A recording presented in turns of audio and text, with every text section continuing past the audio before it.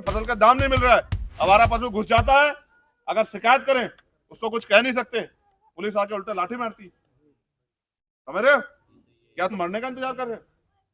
ऐसा मत करो, घबराओ मत, डरो मत, स्वाभिमान सम्मान के साथ सांस ले पाते हैं और अच्छे कपड़े पहन के अधिकारों के साथ घूम पाते हैं। आज अगर ये गाड़ी घोड़े आए हैं, ये मंच सजा है और आप सब लोग हम यहाँ बैठे हैं और महिलाओं को भी कुर्सी बैठने का अधिकार मिला है, तो ये बाबा साहब अम्बेडकर की देन है। ऐसे ही समय समय पे बहुत सारे महापुरुष हमारे बीच आए और उन्होंने अपने बारे में ना सोच के कमजोरों, मजलूमों, गरीबों, शोषितों के बारे में सोचा, जिनमें डॉक्टर फरीदी, जिनमें मान्यवर दीनावाना वाल्मीकि, जिनमें एक रहबर ऐसे थे मान्यवर काशीराम साहब, जिन्होंने अपनी क्लास 1 की नौकरी को लात मार दी क्योंकि उन्होंने बाबा साहब अम्बेडकर की किताब पढ़ी जिसका नाम था एनिहिलेशन ऑफ कास्ट, जाति का विनाश। उनकी समझ में आया कि हम लोग एक थे और जाति के आधार पर हमें तोड़ के अलग अलग किया गया और तोड़ के लोग राज कर रहे हैं। अब लोकतंत्र आ गया है, बाबा साहब ने वोट का अधिकार दे दिया। अब राज लाने के लिए तलवार चलाने की जरूरत नहीं है, भाला चलाने की जरूरत नहीं है, बंदूक चलाने की जरूरत नहीं है। अगर हम मिलजुल के एकजुट होके और अपनी वोट का सही प्रयोग कर ले तो हमारा भी राज आ जाएगा। और जिनका राज आता है, मैंने पहले कहा, जिनका राज होता है उनके समाज के साथ जुल्म, जाति, अन्याय, अत्याचार नहीं होता और उनके कच्चे मकान भी नहीं होते, उनको तमाम तरह की मुसीबतों का सामना भी नहीं करना पड़ता, उनको कोई मारता पीटता नहीं है, उनकी बहन बेटियों के साथ कोई जुल्म जाति नहीं होती है, उनको मूछे रखने पे, घोड़ी बैठने पे, पानी पीने पे, मटकी छूने पे कोई अपमानित नहीं करता। लेकिन बुरा ये हुआ कि मान्यवर काशीराम साहब हमें तैयार करके काफी हद तक चले गए, लेकिन उनके जाने के बाद फिर हम लोग ठंडे पड़ गए। इधर भारतीय जनता पार्टी सरकार सत्ता में आ गई और उन्होंने वो जानते हैं कि भाई इनको खाने के लिए आटा नहीं है, ये क्या राजकाज की लड़ाई लड़ेंगे। उन्होंने हमें राशन देना शुरू किया और हमारे लोग राशन ले लेके उन्होंने अपने राज व्यवस्था में जो पूंजी बाबा साहब देके गए थे कि वोट के आधार पर राज ले लेना, उस बात को हम लोग भूल गए। परिणाम ये हुआ कि आज हमारे एक एक करके सारे अधिकार छीने जा रहे हैं। वो दिन दूर नहीं जब इस देश से संविधान खत्म हो जाएगा, वो दिन दूर नहीं जिस दिन हमें गुलामी जैसे जीवन जीने के लिए मजबूर होना पड़ेगा। और अगर हम हाथ पे हाथ धरे बैठे रहे तो इसके जिम्मेदार हम होंगे। डॉक्टर बाबा साहब अम्बेडकर ने कहा था कि मुझे मेरे जाने के बाद मरा मत समझना, जब तक संविधान जिंदा है मैं जिंदा हूं।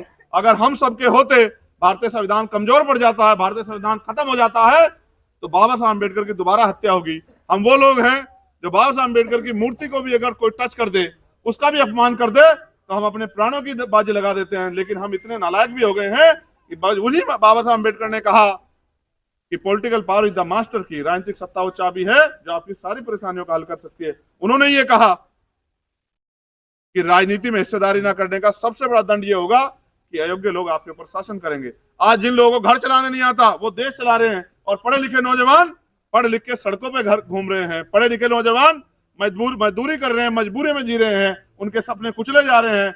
माँ बहनों पे खाने पीने की व्यवस्था नहीं है उनको। मुझे मैंने अभी पूछा था और एक बड़े सम्मानित है, वो कहाँ साथ वो बैठे हैं, मैंने उनसे कहा था गांव में पता करो किसी के यहाँ लस्सी है, तो बेचारे दौड़े दौड़े गए तो उन्होंने कहा दूध तो है। मैं बताता हूँ इसका सच क्या है, मैं इसलिए आपसे पूछ रहा था, मैं प्रैक्टिकल आदमी हूँ। मैं जानता हूँ आप पशु इसलिए नहीं पालते कि आपको अपने बच्चे को दूध पिलाना है, आप पशु इसलिए पालते हो कि आप घास लेके आओगे और पशु दूध देगा, उस दूध को बेच के आप अपने घर चलाते हो। मैं बहुत अच्छी तरह जानता हूँ, इसलिए लस्सी किसी एक आधे घर में मिल सकती है, किसान के घर में मैं इस बात को बहुत अच्छी तरह जानता हूँ। इसलिए मैंने उनसे कहा कि लस्सी लेके आओ, तो मुझे पता लगा इतने बड़े समाज पे एक गिलास लस्सी की व्यवस्था नहीं। इसका मतलब ये है कि आज भी हम लोग गुलामी का जीवन जीने के लिए मजबूर।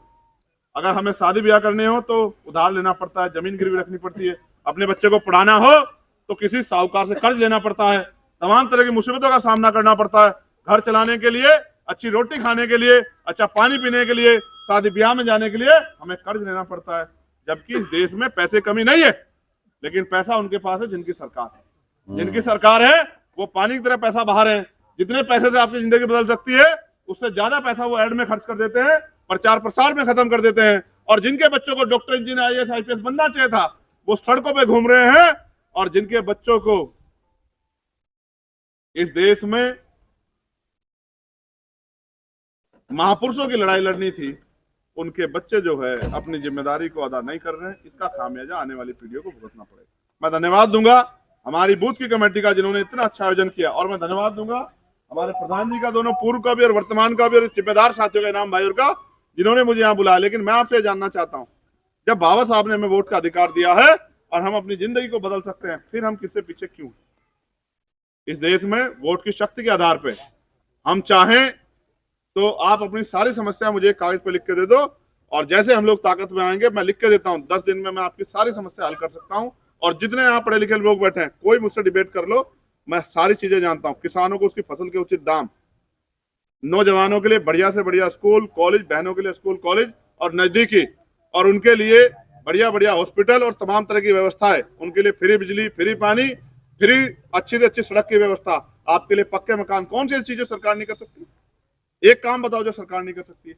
लेकिन अभी की सरकार तो हमें जूते मार के और हमारी वोट ले रही है, हमें थोड़ा राशन देके हमारी वोट ले रही है।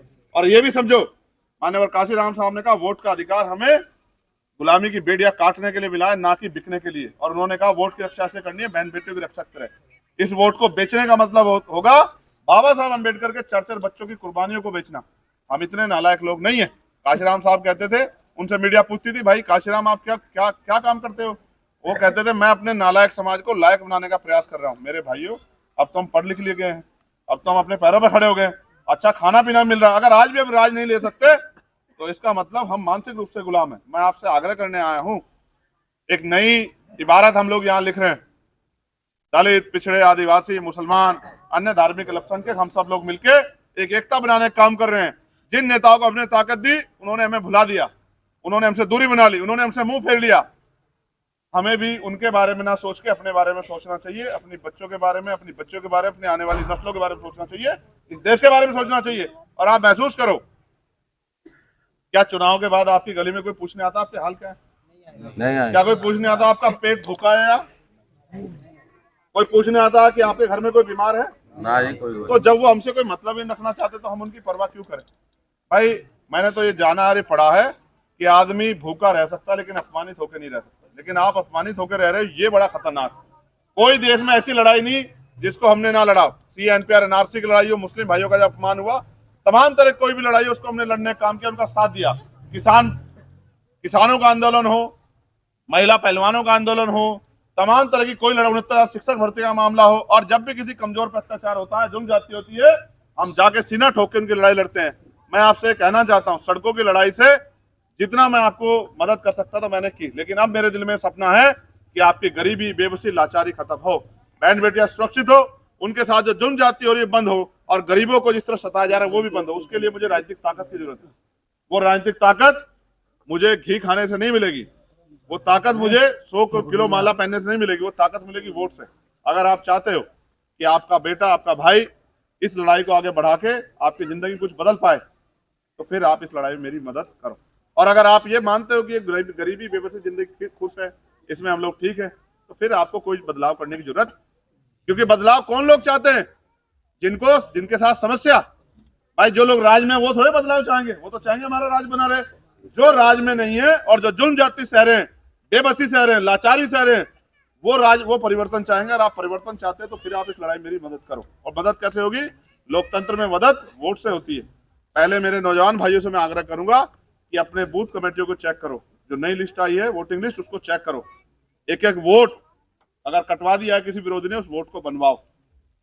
दूसरी बात, जो नए वोट हैं 18 साल जो पार कर गए, उनके वोट बनवा के घर घर जाके, और राज व्यवहार से मिलता है, अपने पिछड़े वर्ग के भाइयों के साथ जाके उनसे भी प्रेम भाव बढ़ाओ। उनको भी समझाओ कि आपके बच्चों को पाल, प्रजापति, सैनी, कसम, मौर्य, विश्वकर्मा और सैन समाज के बच्चों कोई कुर्सी पे बैठने नहीं देगा। इस देश में इतनी गैर बराबरी है, छुआछूत है, कौन बैठने देगा कुर्सी पे? जमार, वाल्मीकि, धोबी, पासी, कोरी, कटीक, इनके बच्चों कोई कुर्सी पे बैठने नहीं देगा। अगर ये संविधान चला गया, हम किसकी इंतजार कर रहे हैं? जब संविधान खत्म हो जाए फिर हम पे सांस लेने की पाबंदी लग जाएगी। इसलिए मैं आपसे कहता हूं, लड़ाई निर्णायक हो चुकी है, करो मरो की स्थिति है, आप कमर कस लो। मैं चाहता हूं हमारे पढ़े लिखे भाई को रोजगार मिले, मगर मिले कहां? सरकार ने सब छीन लिया। आरक्षण का फॉर्मूला लागू नहीं हो रहा है, इसलिए कमर कसो। इस देश में गुलामी का जीवन नहीं जीना है, स्वाभिमान सम्मान के साथ जीना है, और मजबूती से जीना है, और अधिकारों के साथ जीना है। आप अपने गांव महसूस करो, दलित समाज कितने लोगों पे 4 पहिया गाड़ियां, कितनी माँ बहनों ने हेलीकॉप्टर में, हवाई जहाज में सफर किया है, कितनी माँ बहनों ने क्लास AC के क्लास 1 के डब्बे में AC में सफर किया। पूछ के देखो, इनकी जिंदगी गुलामों से ज्यादा कुछ नहीं है। और ये जहां पैदा होती है और जहां माँ बाप शादी कर वहीं मर जाती है, कोई जिंदगी है क्या? इस देश के ताकतवर लोग दुनिया में घूमते फिरते हैं। आपने तो अपना गुरु घर भी नहीं देखा, जहाँ सतगुरु रविदास जी महाराज काशी में पैदा हुए, आपने नहीं देखा होगा, मुझे पता है। मैं तो जानता हूं, क्या आपके कोई सपने नहीं है? क्या आप नौजवानों के कोई सपने नहीं है? क्या पिछड़े वर्ग कोई सपने नहीं है? क्या किसानों के सपने नहीं है? उनके फसल का दाम नहीं मिल रहा है, आवारा पशु घुस जाता है, अगर शिकायत करें उसको कुछ कह नहीं सकते, पुलिस आके उल्टा लाठी मारती है। समझ रहे हो? क्या तुम मरने का इंतजार कर रहे हो? ऐसा मत करो, घबराओ मत, डरो मत। हम सदगुरु रविदास जी महाराज को, फूले साहू को मानने वाले, डॉक्टर बाबा साहब अम्बेडकर, मान्यवर काशीराम साहब को मानने वाले, मान्यवर दीनदयाल वाल्मीकि साहब को मानने, चौधरी चरण सिंह जी को मानने वाले लोग हैं, और हम इस देश में गुलामी की बेड़ियां काटने के लिए पैदा हुए हैं। मैं तो मर गया था, मेरे ऊपर 4 गोली चलाई गई, आप सब लोग जानते हैं। मुझे जिंदगी सदगुरु महाराज ने इसलिए वापस दी क्योंकि अभी मेरा जो काम है वो पूरा नहीं हुआ। उन्होंने मुझे चुना है आपके दुख तकलीफ, आपके आंसू पूछने के लिए, आपको गरीबी की जिंदगी से निकाल के स्वाभिमान सम्मान की जिंदगी देने के लिए। उन्होंने कहा था ना बाबा साहब ने, 21वीं सदी हमारी है। कैसे आएगी? जब हम सब लोग मिलके संघर्ष करके, मेहनत करके अपनी ताकत बना के लाएंगे। और ये दिन दूर नहीं, नगीना इतिहास लिखेगा, और नगीना से पूरे देश में एक बल पैदा होगा कि अगर कमजोर ठान लें, अगर बहुजन समाज के लोग ठान लें, तो गरीब के बेटे भी आगे बढ़ सकते हैं और समाज की सेवा कर सकते हैं, उनके अधिकार दिला सकते हैं। इसलिए मैं आपसे आग्रह करूंगा, रोना धोना बंद करो, डरना बंद करो, कमजोर बनना बंद करो। ये लोकतंत्र है, आपकी वोट में भी इतनी ताकत है जितनी प्रधानमंत्री की वोट में ताकत है। इसलिए अपनी वोट की ताकत को समझो, ये वोट हमारा भविष्य तय करेगी। और अगर ये वोट ना हो हमारे पास, मुझे कड़वे शब्दों में कहना पड़ रहा है, कोई आपकी बस्ती में नहीं आएगा, कोई आपकी गली में पैर नहीं रखेगा, चाहे कीड़े चल जाएं, चाहे 1-1 इंच गोबर पड़ जाए, चाहे 1-1 इंच गारा पड़ जाए, कोई चाहे आप बह जाओ, मर जाओ, कोई आपको पूछने नहीं आएगा। क्योंकि गरीब, इन गरीबों को, कमजोरों को, बेबसों को, पिछड़ों को, दलितों को, मुसलमानों को कोई इंसान भी नहीं मानता जिनकी सरकार है। अगर ये मर भी जाए, इनको पूछेगा नहीं। आपको अपनी लड़ाई स्वयं लड़नी है, दूसरों के कंधों पे लाशें जाती हैं और जिंदा लोग अपनी लड़ाई स्वयं लड़ते हैं। इसलिए मैं आपसे आग्रह करूंगा कि जब महापुरुष हमें वोट की शक्ति दे गए, संविधान दे गए, तो हमें भी राज व्यवस्था में काबिज होना है। माला पहनने से, नारे लगाने से कुछ नहीं होगा, डीजे बजाने से कुछ नहीं होगा। असल क्या होगा? जब हम अपनी जिम्मेदारी को समझ के हक अधिकार की लड़ाई लड़ेंगे। असल जब होगा, जब उधर हो जाओ, उधर मंच से उधर हो, असल जब होगा जब हम अपनी जिम्मेदारी को उठा लेंगे। असल जब होगा कि जब हमारी माँ बहनों के चेहरों पे भी खुशी आएगी। असल तब होगा जब हम उस बहन के सपनों को पूरा करेंगे। असल तब होगा जब हम अपनी माँ को वो सुविधाएं देंगे जो अमीरों को मिल रही है। असल तब होगा जब हमारी माँ भी हमारे सर पे हाथ रख के कहेगी कि मेरे बेटे ने मेरी जिंदगी को बदल दिया। असल तब होगा जब हमारे भी बड़े पक्के मकान होंगे और हमारे घरों में सुख सुविधाएं होंगी। समझ रहे हो? लेकिन उसे करने के लिए हमें, भाई नौकरी कौन देगा? सरकार। अधिकार कौन देगा? सरकार। न्याय कौन देगा? सरकार। जमीन कौन देगी? सरकार। जुल्म जाति खत्म कौन करेगी? सरकार। राशन और राशन से लेकर शासन कौन करेगा? और आप क्या हो? आपका हाथ तो ऐसे फैला हुआ है, सरकार खुद दे दो। जिनका हाथ ऐसे फैला होता है वो मांगने वाले लोग होते हैं, और जो मांगने वाले लोग होते हैं वो राज नहीं करते। जिनको राज करना होता है उनका हाथ ऐसे नहीं, उनका हाथ ऐसे होता है। सदगुरु रविदास जी महाराज ने कहा, पराधीनता पाप है, जान ले रे मीत, और रविदास दास पराधीन से कौन करो सुप्रीत। वो कहते हैं गुलामी पाप है, गुलामी जैसा जीवन पाप है, और अगर आप गुलाम हो, आपसे कोई भाईचारा नहीं करेगा। तो मैं आपको भी कहना चाहता हूँ, अब हम पढ़ लिख लिए हैं, अपनी जिम्मेदारी उठा लो। माँ ने आपको अपना खून पसीना सींच के माता पिता ने बड़ा किया है, इन उम्मीदों के साथ आप नौकरी करो। कहाँ है नौकरी? है क्या नौकरी? कहीं मिल रही है क्या नौकरी? तो फिर कहाँ से आएगी? जब हमारा राज, ठीक है, जब 52% पिछड़े वर्ग के लोगों को 52% आरक्षण मिलेगा, जब शेड्यूल कास्ट के लोगों को उनकी हिस्सेदारी के बराबर आरक्षण मिलेगा, जब मुस्लिम भाइयों को भी स्वाभिमान सम्मान का जीवन मिलेगा, उनको धार्मिक आजादी मिलेगी, उनके बच्चे भी कुर्सी पर बैठेंगे, पिछड़े वर्ग के बच्चे कुर्सी पर बैठेंगे, शेड्यूल कास्ट शेड्यूल ट्राइब के बच्चे भी कुर्सी पर बैठेंगे, और फिर मानवता के राज के लिए प्रयास करेंगे, तब जाके जिंदगी बदलेगी। जब आपके घर में 50-50 हजार रुपये तनख्वाह आएगी तो माँ का पेट भूखा नहीं सोएगा। समझ रहे हो? इसलिए आपसे कहता हूँ, इस लड़ाई में हमारी मदद कराओ। कौन कौन हमारी मदद करेगा? हाथ उठाओ, दोनों हाथ ऊपर उठाओ जो मदद करेगा। जो एक हाथ उठाएगा माना जाएगा कि वो दिल से हमारे साथ नहीं है।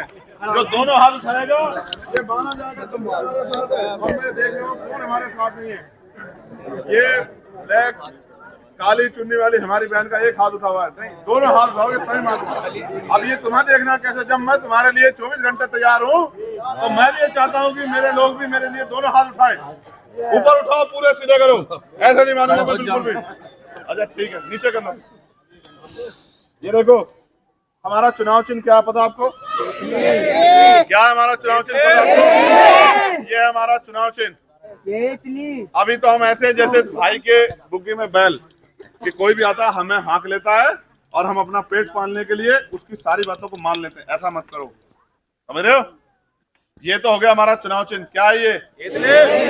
दोबारा देखो, क्या है ये? जोर से बताओ, क्या है ये? जोर से बताओ, क्या है ये? अगर ये केतली मजबूत होगी तो कौन मजबूत होगा? अगर हम मजबूत होंगे तभी तो जिंदगी बदलेगी। अब आगे बढ़ो।